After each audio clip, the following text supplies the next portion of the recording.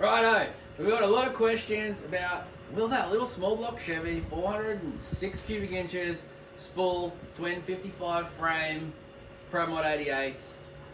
I don't know, I'm pretty confident it will, otherwise I wouldn't have built it that way. But we had a few little issues to sort out. We sorted them all out, and this is the first time we're about to try to two-step this thing and see if it's going to make boost it will make boost, but will it make it in a timely enough fashion that we can race like that? This is go one, so we could need some tuning, but let's just see how it goes. I'm pretty confident. I think the tune's on the money. I've just warmed it up. You can hear the water pump running, so let's do it. Oh, let's put the laptop inside so it doesn't fall off the roof. You ready, H? Oh, if I don't knock the camera over first, yeah. My camera crew, guys, mint. Yes, there is. Professionals. Unprofessionals. Right, your little Mexican flag there, H is probably about to cop it.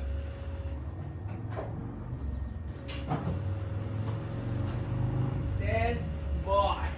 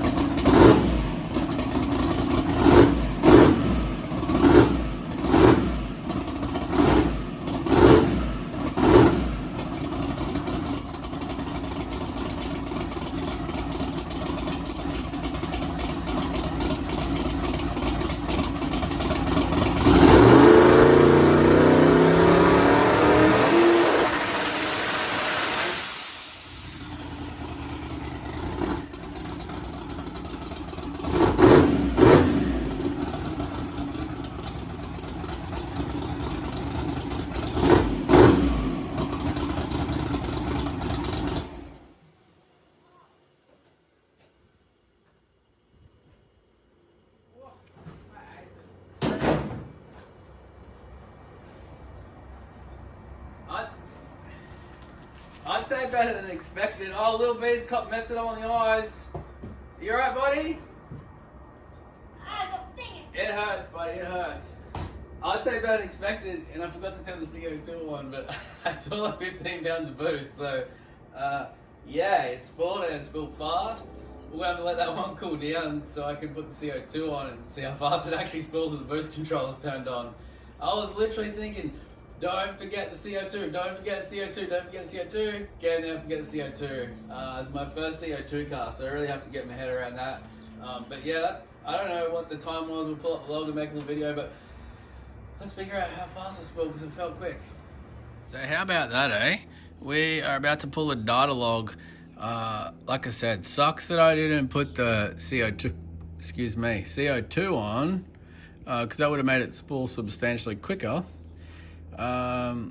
But let's get this happening.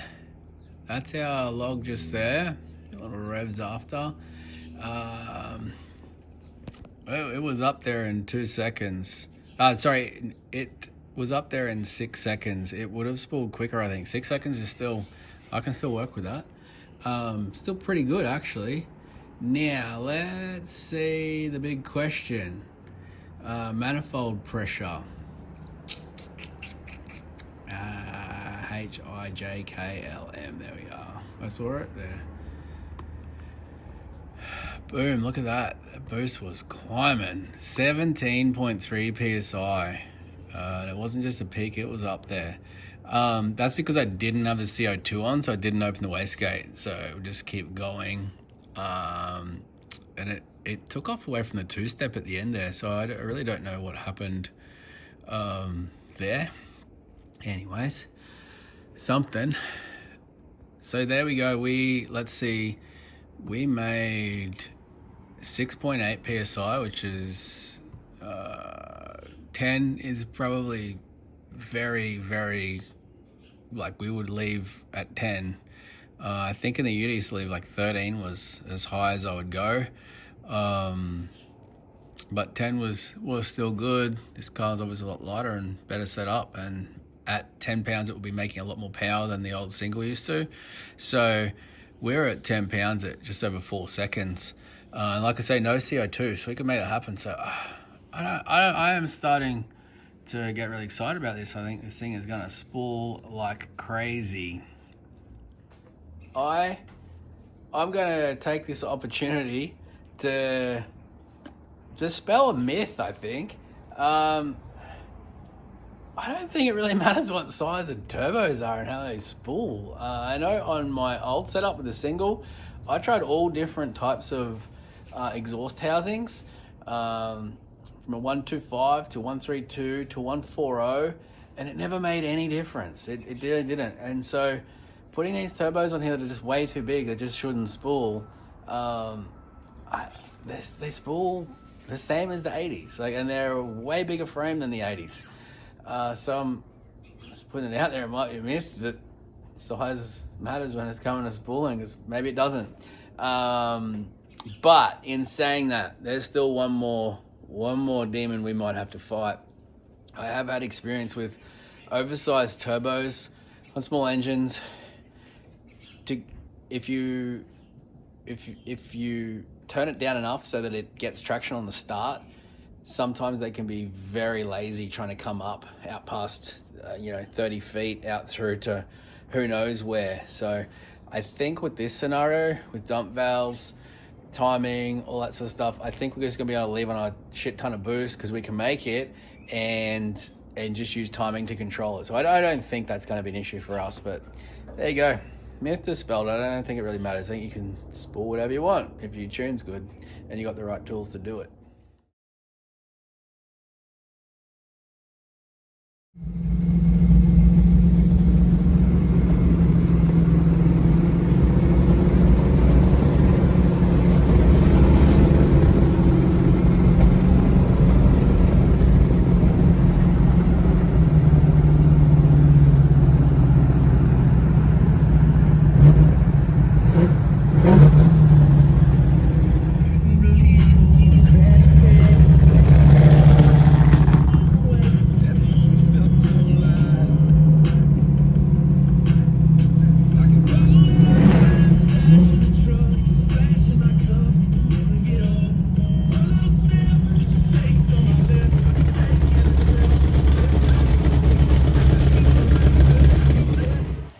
Take 25. H is having a bit of a bad chat day today. It's been a day already. It's not often she's lost for words, but today she is. And so I'm going to help her through this one, even though she hates me doing this. Where are we, H? Quick. We are at Bellamy School. What are we doing? We are talking to 75 first graders about what they could possibly do as a career. So it is career week at school, and we want to tell them that they can do whatever they're passionate about. We hope that we inspire them to really do something that they love in their future. Yeah, like us. Like us. Dream come true. Unfortunately, someone else is giving their presentation, and we've pulled up a little adrift, but they've lost the kids now.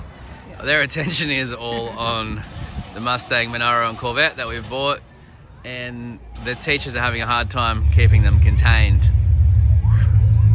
Max and Sandy have just showed up in the Corvette. And so yeah, someone's lost the kids. You can't find them, grind them, Sandy. She'll like that later when she watches. So yeah, let's tell these kiddies that you don't have to just be a carpenter or an accountant or whatever else. It's hard to know what the grasp of a 6-year-old is to understand, but there's all sorts of different jobs you can do, like our job, which is a little different. We do about 20 different jobs, so it's going to be interesting to try to explain that to the kids at a level that they can understand at about 7 years old. For sure.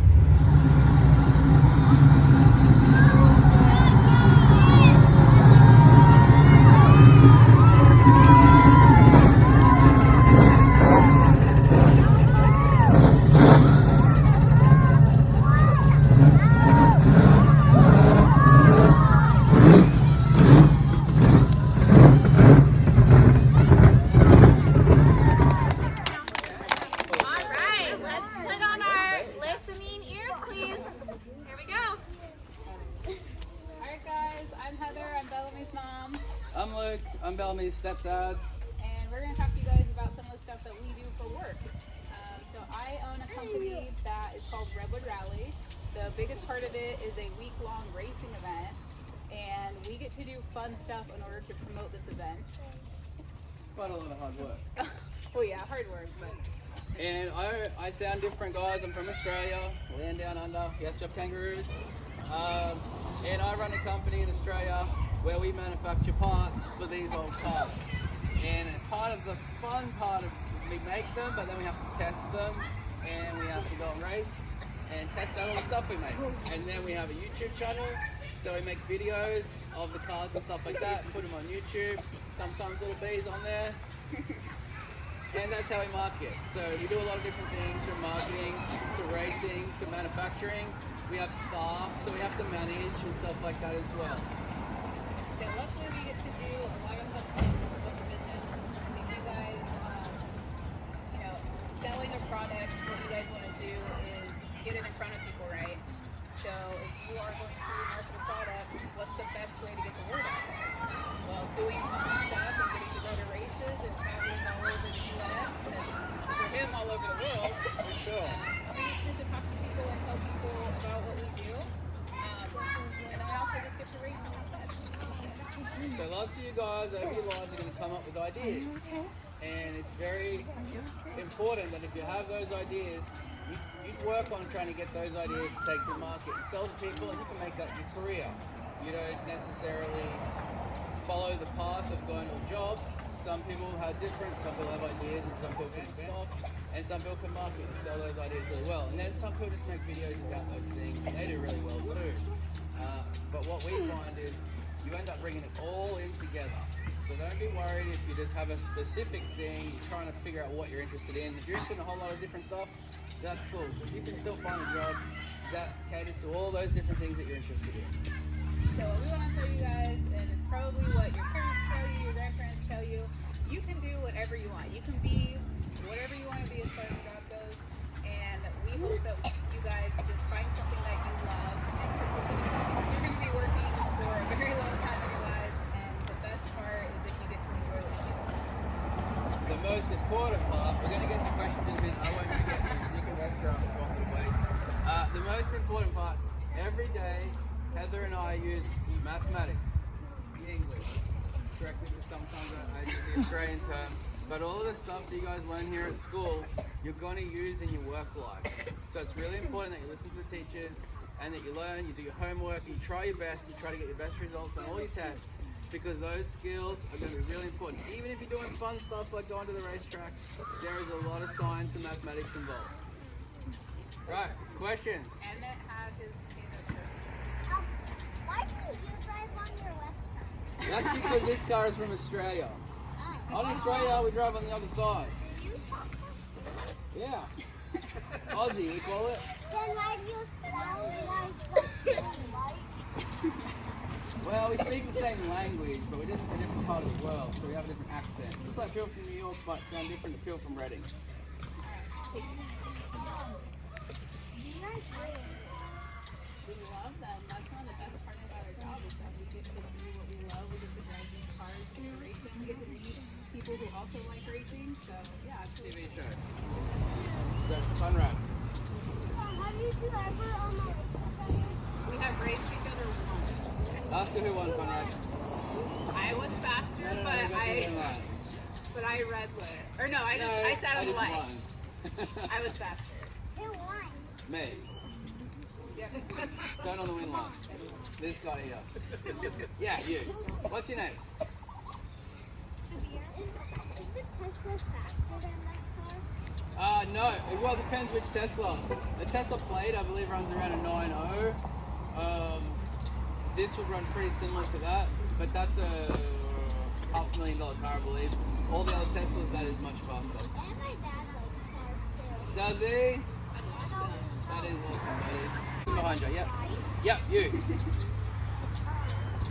you like about What do I like about him? I like that when we pulled up, every single one of you guys was checking it out, yeah? I love that people admire them, people give us a lot of compliments, and they're really fun to drive. Okay.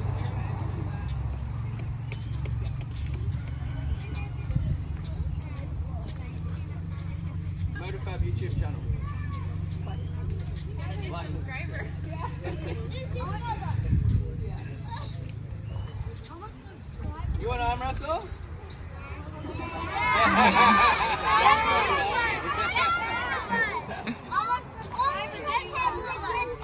I think you're almost at 13,000.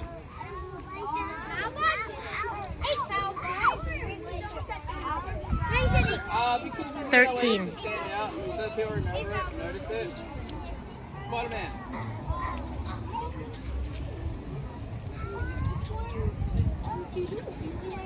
No, you already asked that, young lady.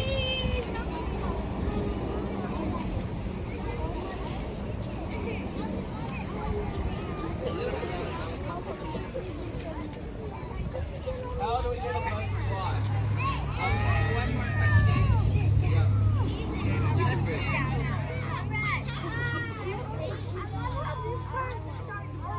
Oh, thank you. I'm really happy with that. A lot of them have two, but that's good. You go, young lady. Which one do you use the most? Probably mine just 'cause it's more of a straight car. This one uses a lot of gas. A lot. It was like 1,000 pounds.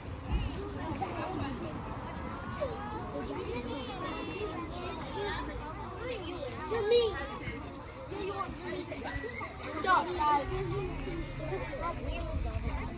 Guys, tell Heather and Luke thank you. Thank you.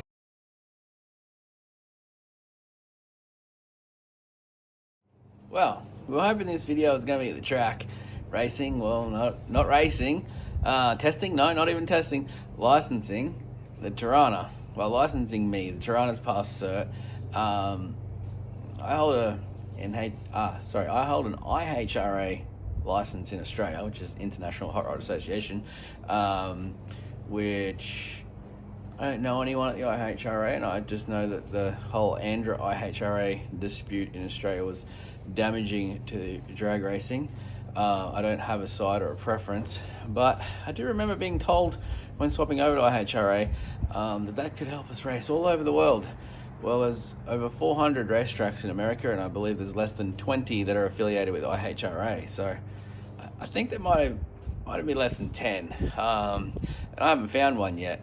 So interestingly enough, everything here is NHRA, which is nothing to do with IHRA. Nothing. So, little words of wisdom to you guys in Australia.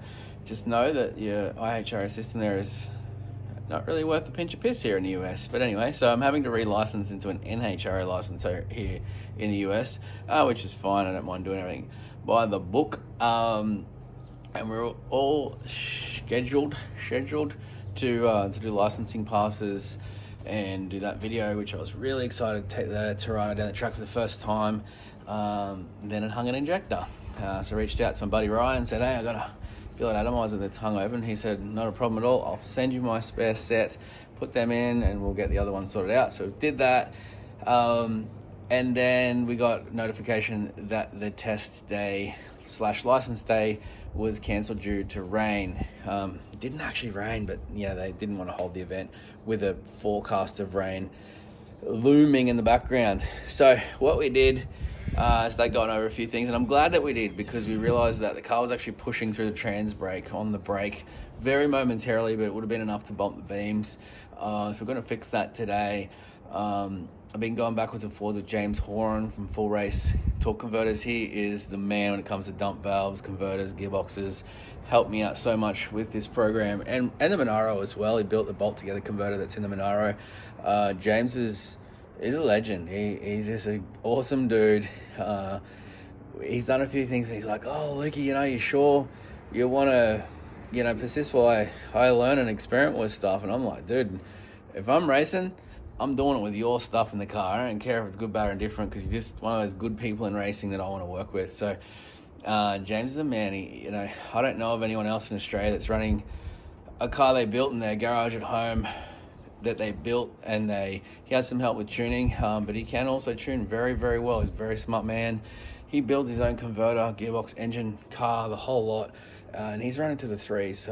James is a very, very smart dude, and an awesome person as well. I really appreciate James's input, and he's helped me so much. So he's been working with me. We're going to up the mainline pressure inside the converter while the dump valve is open, because we think it's just dipping below a suitable pressure level in the data log, and that is causing it to push through the trans brake and turn the tires. So we're going to fix that up, and then we're going to see how quickly, or if we can, spool these 88s on a 400 cube engine. And I believe our next test day is scheduled for 2 weeks from now, so I'm pretty excited about that. Everything else in the car, a couple of fiddly things. Finally did the belly pan I've been talking about for so long. It's done.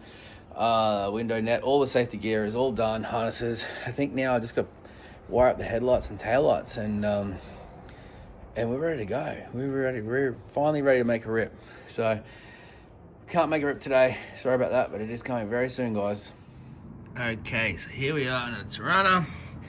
That is our power glide. As you can see, it's not a usual power glide. Everything there is a billet. Everything inside it is the good stuff. Should be good for around 3,000 horsepower in the application we're using it. We're running an internal and external dump valve, and what James thinks was happening was the orifice size. This has like a jet goes in the end. Was too big, and it's just leaking a little bit too much pressure out when the valve is open, and then that's just causing the pressure to either drop. I don't remember if the wheels were going forwards or backwards. If they're going forwards, I believe it is dropping the pressure off the servo, the solenoid that holds the band together up in there, which is what stops the first gear drum, the band around the outside of it. And I'm learning all this as we go. A big shout out to James for helping teach me all this stuff. Or the pressure is dropping off too much in the reverse circuit, because the trans brake applies first and reverse, so that it holds on the brake. If pressure is not heavy enough on one side, obviously it will try to drive forward. I believe that drives the wheels backwards. Don't quote me on that.